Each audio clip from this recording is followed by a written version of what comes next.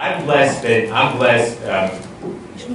have met Ido a number of years ago, and I'll just tell you about the first meeting that we had where we actually.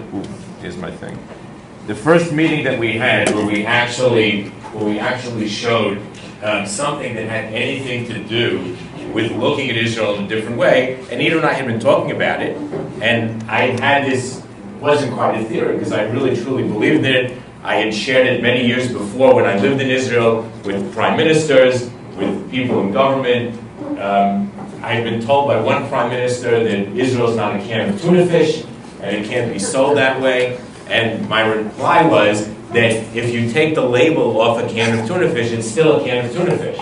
There's nothing you can do. And so it was the same with the country. You can say what you want, take the labels off, but you're still left with something that people relate to, that people want to talk to.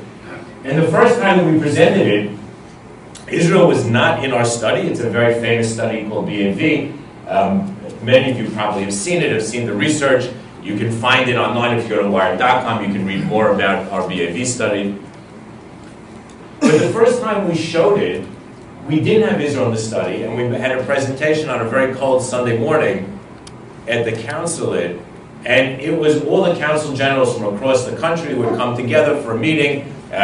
One of the deputy foreign minister was in town, and we showed them how you could look at a country. We used France and Japan, if I'm not mistaken, and the study showed what happened pre-9/11, post-9/11, and it was also UK, to 3 different countries, and how the perception of people in the US changed based on the way that they looked at the countries because of what was happening in the country at the time. So it was really interesting to see how post 9/11, France was pretty high, and Japan was pretty high, and UK was pretty high. Post 9/11, France had collapsed. And probably people here will remember the famous Freedom Fries story and the French not allowing the American planes to fly overhead and to fuel in their airspace. But what was most interesting was that we correlated it to the gross national debt, and in particular to trade. And it was interesting to see that along with the drop came a drop in sales of French goods in the U.S. So direct correlation between the way people viewed a country and the way they dealt with the country. And then that led us to put Israel into the study, and the rest of the state's history. I think Ido is right. We should be calling this broadening the conversation and change the brand Israel name. But I will tell you, I just looked through the program.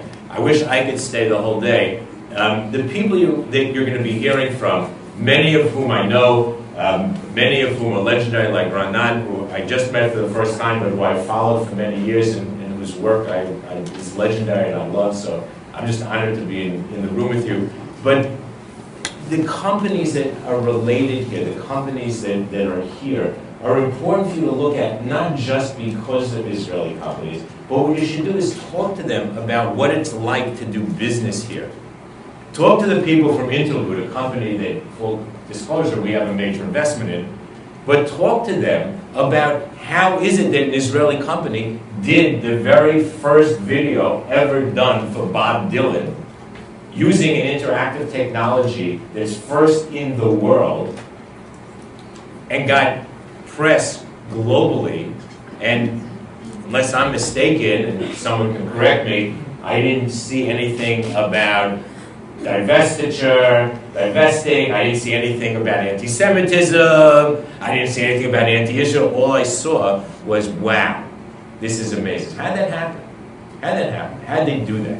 You should ask them. You've got Neely Lotan and David Broza, 2 very, very close friends of mine, coming. Talk to Neely about her stores here and her design, and talk to David about his new album. I'll be interviewing him Tuesday night at Temple Manual, if anybody's interested. But I was very involved with him in the creation of this album, and you should talk to him. What's it like? What was it like doing that album? What's it like being an Israeli singer in New York? How does that play? How did you get on MTV, on Rebel Music? And again, why is it that people seem to be listening to your message and what you have to say? I think this is all part of broadening the conversation. So you can have a great day and have great people. What I thought I would do is just take a minute and give you 7 conversation starters. 7 things to think about. I think the last year when we did this, I had 10 points, because 10 is always a good thing. You remind me, 10 is always a good thing. Jews like 10. It has something to do with the Torah and Aseret Dibrot and all that kind of stuff. I went for 7 this time, because truth is I couldn't think of the other 3. But I think these are really important. The first is that politics play a role here. No matter what we think, no matter what we say, no matter how we try to get around it, politics play a role. And one of the things that we've talked about from the beginning was that we don't want the discussion to be around politics. We don't want to be limited by politics. But more importantly, we don't want to be blocked by politics. So my politics are irrelevant to this. Your politics are irrelevant to this. But the global political situation is not. So we went back and we correlated looking at the brand of Israel at different points in time, and we looked at what was happening in the general PR atmosphere, the general political atmosphere around Israel as it related to the United States and where the brand went. And it's really interesting to see, because every time there was a drop, we can correlate it to a very specific occurrence. We can talk about the Gaza flotilla, we can talk about the incursion, all these different things. Again, I'm not saying this from a political point of view, they're good or bad. I am pointing out that they impact what we do. On the other hand, we can point to things like Startup Nation coming out and getting absolute national coverage, being discussed in the biggest business forums in this country. And it's a book, by the way, that I give out in business conferences when I try to influence people and to make them, to give them motivation around how to think and how to build. And we can say that had an impact. So once again, be aware, politics plays a role. There's nothing we can do about it. It's not our job, but it does play a role. We need to be cognizant of it. The second thing, and this is really important, perception versus reality. So we've been following the notion of Israel as an innovative place, right? So we have now 10 years of data on how Americans view Israel as innovative. We had a drop between 2012 and 2013.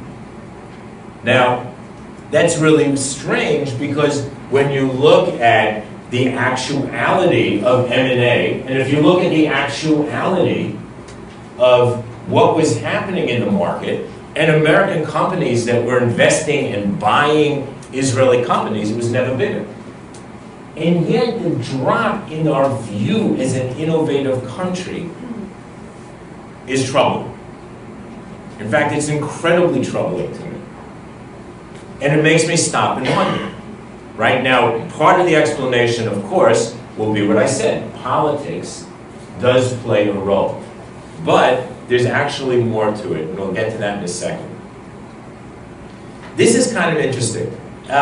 When you look at the fast growth markets, this is a huge focus for all of American business, right? Every American business, big piece of my goals for this year: how do you look at fast growth markets? How do we accelerate our growth there?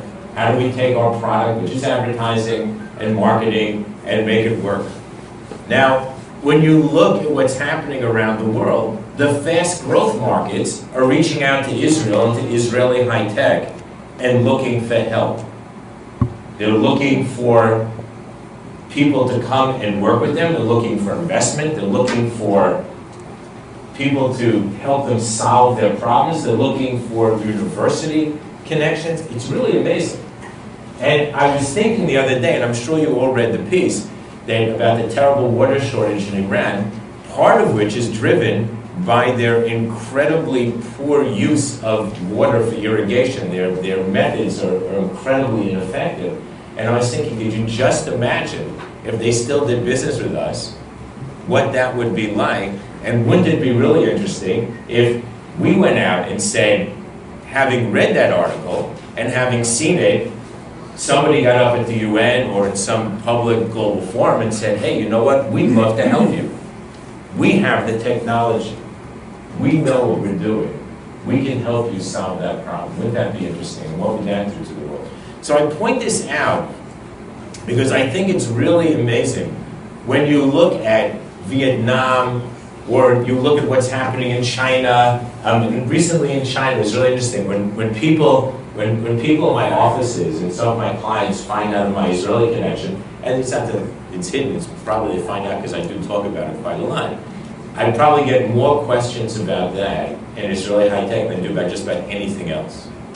So I find that to be absolutely fascinating. So I think this is really important, and I think that during the day, it's something that we should think about, and maybe some of the sessions push some of the entrepreneurs, push some of the people and ask them, how would they do it? What are they thinking about when they think about these countries? And then how can we leverage this in the United States in interesting ways that might bring us more attention, that might bring us more positiveness, and that might do some more, give us some more positive spin.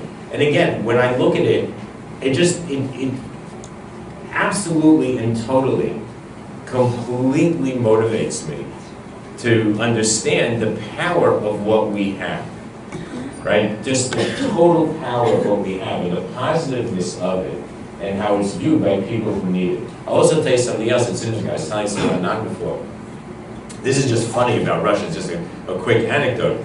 But like many Americans who grew up my age, I spent many, many good mornings and afternoons chained to various fences in New York City, mostly in front of either the Russian embassy or various Arab embassies, because that's what we used to do back in the late 60s and early 70s. We were protesting the fact that the Jews weren't allowed out of Russia, and the fact that, terrorism, whatever it was, but we were probably chained to every fence that you could ever imagine in front of every embassy. A couple of years ago, I was in Milan, and I got a call that I needed to come to Moscow. So I look at my passport, my American passport, and I realized that my visa had run out. And I was told by the embassy, the US embassy, it was 6 days at best to get a visa to go into Moscow, to go into Russia. So the guy, just as a joke, said to me, well, it's too bad you're not an Israeli because you don't need a visa. So I said, wow, actually I am, and I always take my Israeli passport with me when I travel. So I went into Russia on an Israeli passport without a visa, which I thought was the ultimate irony, given that I had spent all this time chained to fences, and my American passport was worthless. Now, the end of that story, by the way, is that when I left Russia 3-4 days later, and I came to Frankfurt, I thought, okay, now that I'm coming into Frankfurt, I'll go in with my American passport, which I pulled out and dutifully gave to the gentleman who was supposed to stamp it, who sat there looking at it, and looking at it, checking the computer, looking, checking, finally picked up a phone, and I said, is there a problem? He said, just stand there. The next thing I know, I'm surrounded by 6 men in black and hauled off to a room in the back. It was 2 weeks after the unfortunate incident in Dubai, and they saw that I had come out of Russia on an Israeli passport and was trying to come into Germany on an American passport. So, gotta be careful sometimes. Anyways, slight sidebar story, but this is really critical, and I can't tell you how critical I think it is.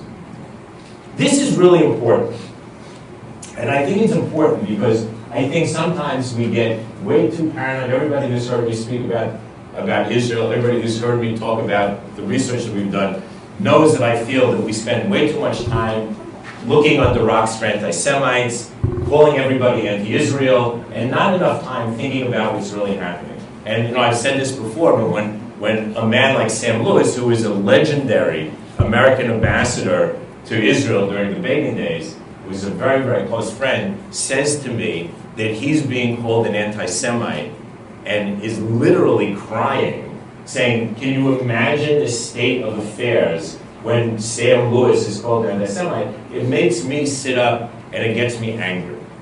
So one of the things that we went to look at was, well, how do Americans view other countries? Like, what's happening in general in the atmosphere? Like who really, so we do this all the time, we just look to see how we stack up against other countries, but we never really look and see who else is declining. So this is the first time we've done it this way. And it was actually fascinating, because every single country that we know just about has had a decline between 2012 and 2013. So the Americans' view of just about every country, remember, Americans are very, very parochial.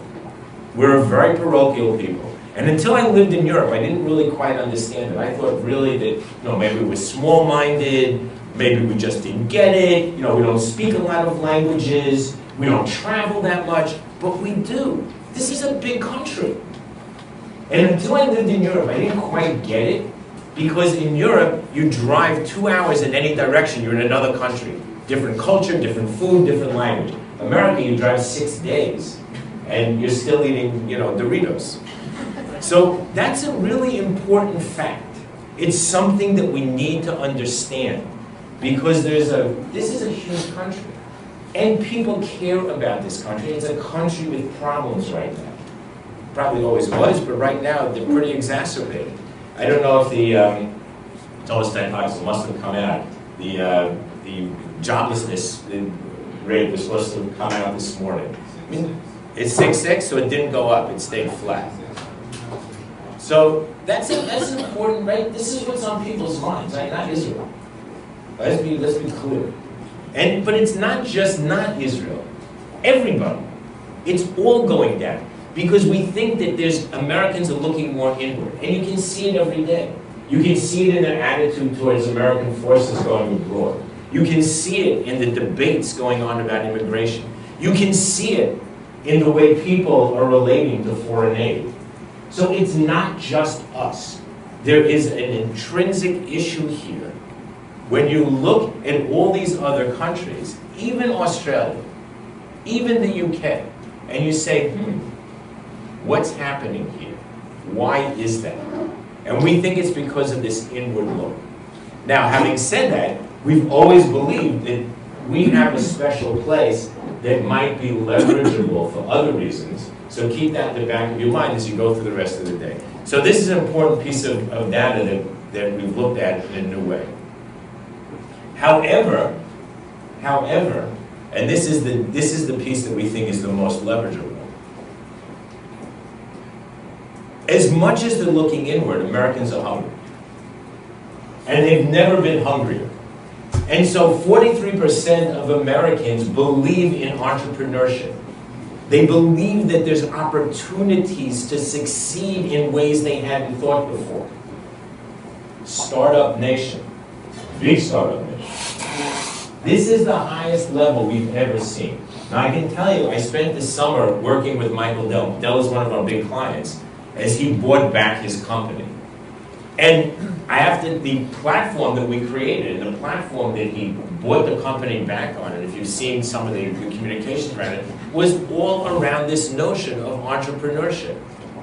Getting back to basics, getting back to being the entrepreneur that he was and that the company was, and it resonated.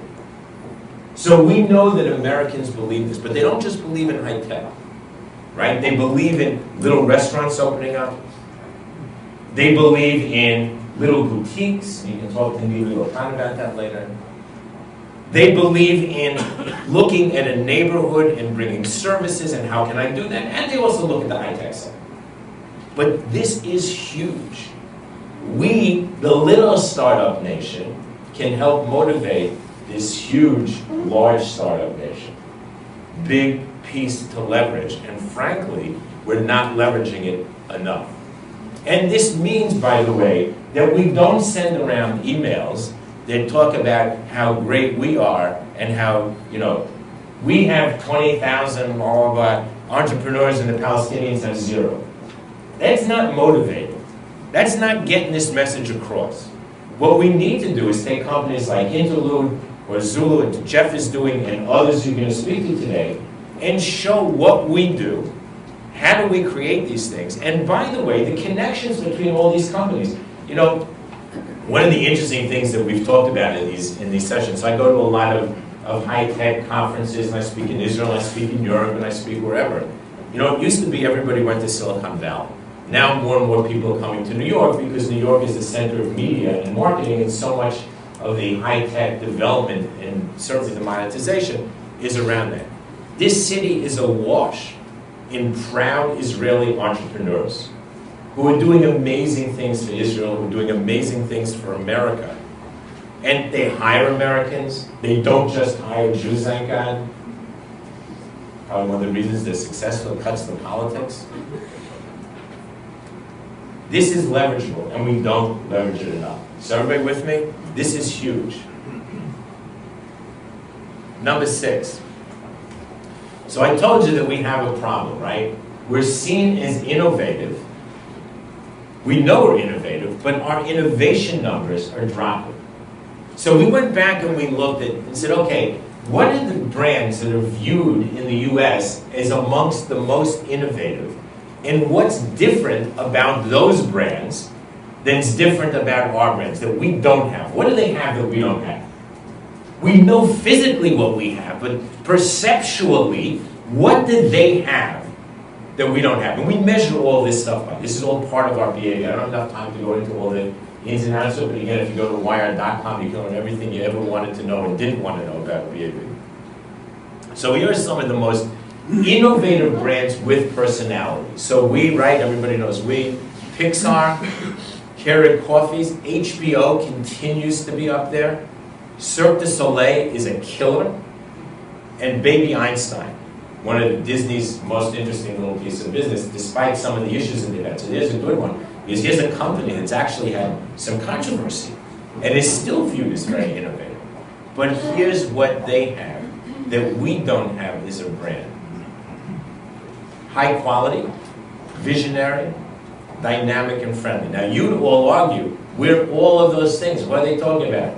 Don't people get it? We're the most dynamic country in the world. Hello? Read the newspapers. We might be. We think we are. We believe we are. In our heart we believe we are. But forget again, this is not a political diatribe, so do not tweet out that I'm giving you politics or that I just made a political statement. I'm not. But you're an American living in the Midwest. You're very successful. Maybe you run a big business. You open up the newspaper and you read stories about building houses and places that belong to other people. Again, I'm not making a statement. I'm saying what's in the article, so be really careful, please. What do you think? You think that's dynamic? You read that we're blocking peace. Doesn't sound dynamic to me. Again, forget reality. I'm talking about perception. This is an issue, and we need to deal with this. These are the things that we don't come across enough as. Now, in our little world of high tech, of course we are. We're the most visionary. We're very friendly. You know, the story of the ugly Israeli who used to come here, well, it still goes to Disneyland, but that's a separate issue. But you talk, I gotta tell you, there is no better ambassador for this country than the young entrepreneurs who come here. And they all come to my office. I meet them all. And we're big supporters of the Garage Geeks in Tel Aviv. I know everybody. I have never met nicer, more friendly, more respectful people. I can put them in front of any client. I can put them in front of any investor.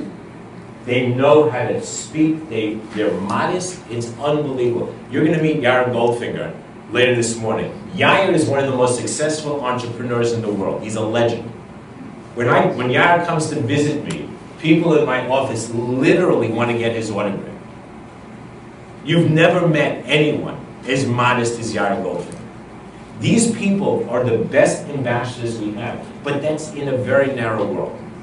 In the real world, we got a big problem. And so we need to understand dynamic, visionary, high quality, friendly, these are issues for us. And we need to figure out how we're going to solve it. And the last one is just like, guys, we really do have a lot to talk about. And that's the thing that makes me the most excited. Because when you look at where we're going, when you look at what Bloomberg says about us, when you look at CNN, like here, Israel's version of the X Factor won not by a Jewish Israeli, but a migrant worker from the Philippines. You'd look at J&J. You look at what's happening around fashion. You look at what's happening around food. I don't know if you know, but in the United States, there's an explosion of Israeli chefs. There's an explosion of Israeli cooking. Forget the high tech. It's amazing. We have what to talk about. We've got a lot, and we're just, again, we're not talking about it enough. That politics thing is always going to be there. Nothing we can do about it. It's not our job. We're not the politicians, right? But we can leverage what we know, and we're still not leveraging it enough. Because we're still leveraging the stuff that's chest pounding, we still leverage the negative, and we still spend too much time looking for our enemies. It's like, they're out there, great, leave them alone. Let's start looking for our friends. Let's start taking the stuff we know works and pushing it as much as we can. So have a great day. Keep the conversation going, because it is so, so important. When we started this, I don't think we can get 3 people to listen who were ready to hear that there's a problem, and that the problem goes beyond just saying, no, we're the little persecuted minority, we're the only democracy. Nobody cares about that. But what they do care about is how we can add value to their lives. And I don't think there's another country in the world that can add value to the lives of Americans as much as Israel can. And we need to be proud of that, but we need to understand how that dynamic works and how we can leverage that and make good things happen. So enjoy the rest of the day. Thank you, Ido.